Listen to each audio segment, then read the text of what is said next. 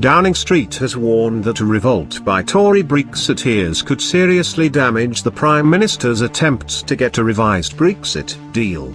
MPs will vote on the next steps in the process later, but BBC political editor Laura Quinsberg says some Tories are refusing to back the government. They say the government's motion would rule out a no-deal Brexit and undermine the UK negotiating position. But Liam Fox warned MPs against sending the wrong signal to Brussels. The International Trade Secretary, who campaigned for leave in the 2016 referendum, told the BBC, "This is not an academic debate. It's listened to quite seriously by those who will be negotiating with the UK." The Prime Minister has asked MPs to approve a motion simply acknowledging that the Brexit process was ongoing and restating their support for the approach.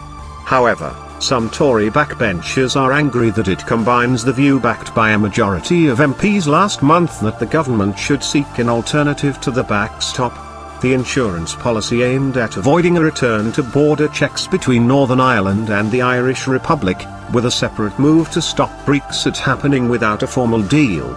Downing Street has ruled out compromising over what they describe as an anodyne motion.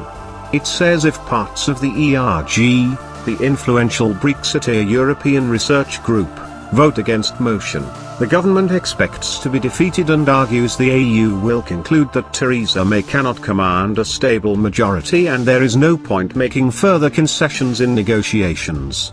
Backbench Tory Brexiteer Bernard Jenkins said he had not yet decided how to vote but described the government motion as gratuitously divisive. He told the BBC, "It would have been much better if they'd consulted the 100 or so MPs that represent the majority of their backbenchers before tabling this motion." The UK is due to leave the EU on 29 March, whether or not a deal has been approved by the Commons. Mrs May is continuing to try to get a Brexit deal through Parliament.